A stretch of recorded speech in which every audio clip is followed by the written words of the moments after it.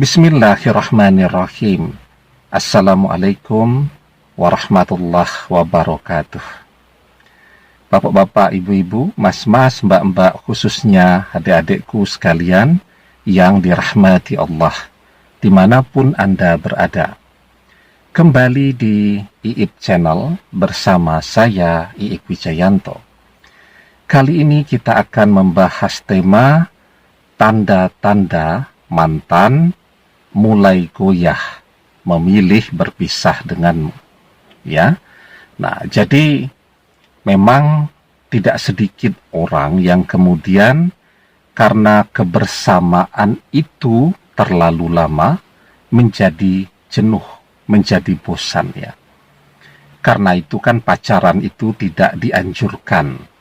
Kenapa ya? Karena itu tadi, terlalu lama pacaran membuat orang kemudian menjadi jenuh, menjadi bosan ya. Apalagi setiap hari kita ini selalu ketemu saja dengan orang-orang yang lebih cantik, yang lebih ganteng, dan seterusnya tadi. Sehingga memang godaannya banyak ya. Coba deh kita pergi ke mall tuh, waduh luar biasa ya.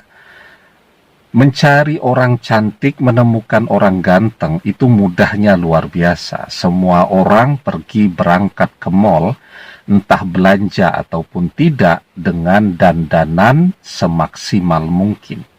Ya, begitu juga kalau kita di bandara tuh, aduh luar biasa ya. Jadi semua orang berdandan, hampir semuanya cantik, hampir semuanya ganteng, kan begitu ya.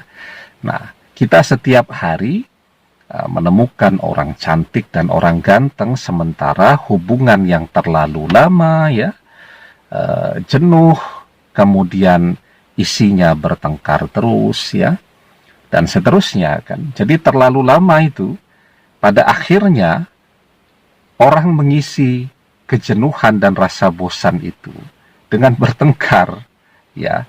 Nah, dan disitulah kemudian perpisahan itu akan terjadi.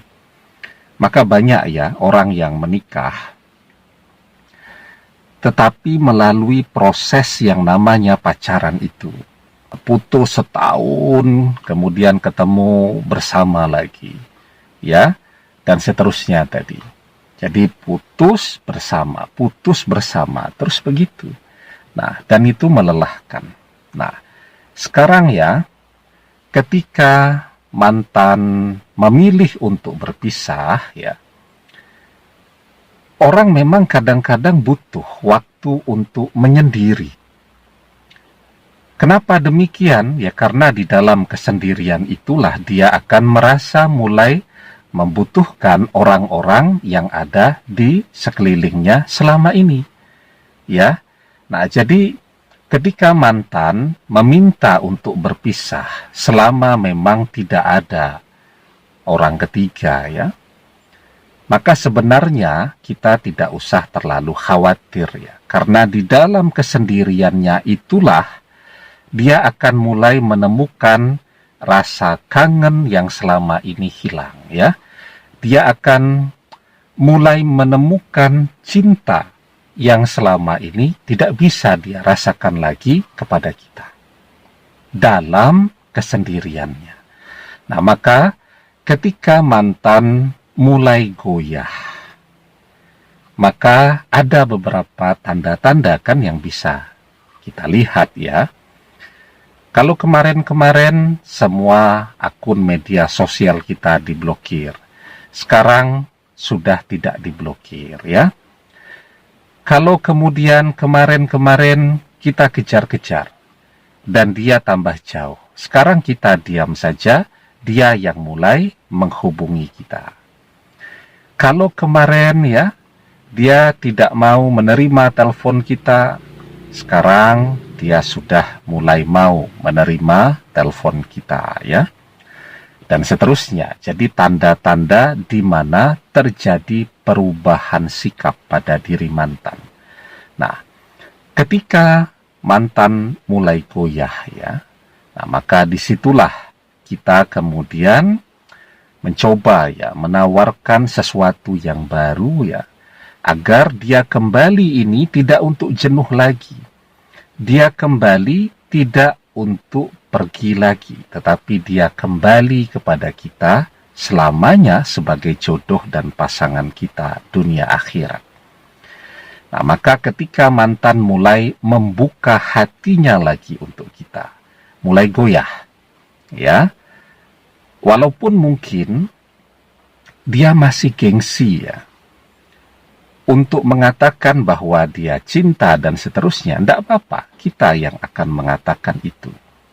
Tetapi ya, kita menawarkan sesuatu yang baru. Bukan pacaran lagi, tetapi kita menawarkan untuk menikah. Ya, itu kan sesuatu yang tujuannya pasti. Karena toh semua orang yang saling mencintai, semua orang yang pacaran kalau serius, tujuannya kan untuk menikah. Kemarin sudah pacaran 7 tahun, tidak kunjung menikah, akhirnya berpisah.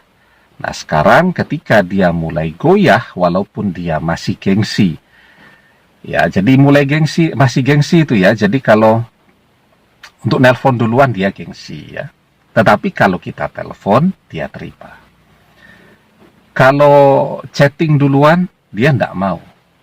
Ya, walaupun dia ngecek terus itu, kapan kita mulai chatting, apakah ada chatting dari kita atau tidak, kan begitu ya.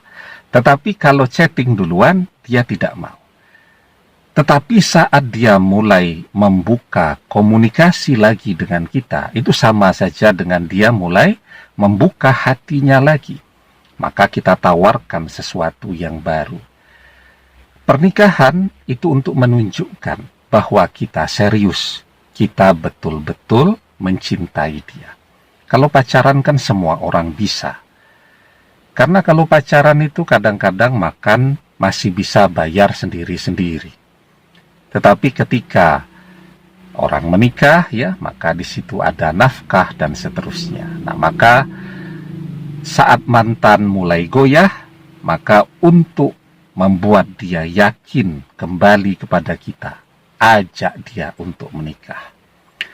Dan memang itu kan yang diperintahkan kepada seluruh pemuda ya, agar bagi mereka yang sudah sanggup untuk menikah, sudah mampu untuk menikah, dan sudah punya calonnya, maka segerakanlah untuk menikah. Di dalam sebuah hadis, kita diajarkan, ya ma'syaras sabab, man istata'a minkumul ba'ah falyatazawwaj, fa innahu aqaddu lil basar wa ahsanu lil farji, wa man lam yastati' fa alayhi bisawmi, fa innahu lahu wija'un. Wahai sekalian para pemuda, barang siapa di antara kalian telah mampu, hendaklah menikah, karena menikah lebih baik untuk menundukkan pandangannya dan memelihara kemaluan. Barang siapa yang belum mampu menikah, hendaklah berpuasa, karena puasa merupakan pemutus syahwat baginya. Ya, nah, jadi insya Allah ya, ketika kita ajak mantan untuk menikah, ya, kalau di waktu lalu mantan pernah mencintai kita, bersama kita dalam waktu yang lama, maka insya Allah, walaupun sekarang sedang putus, mantan akan menerima ya, menikah dengan kita ya. Nah, dan teruslah berdoa ya, semoga selamanya mantan selalu menjadi milik kita. Demikian, semoga bermanfaat. Wallahu a'lam bissawab, billahi taufik wal hidayah. Assalamualaikum warahmatullahi wabarakatuh.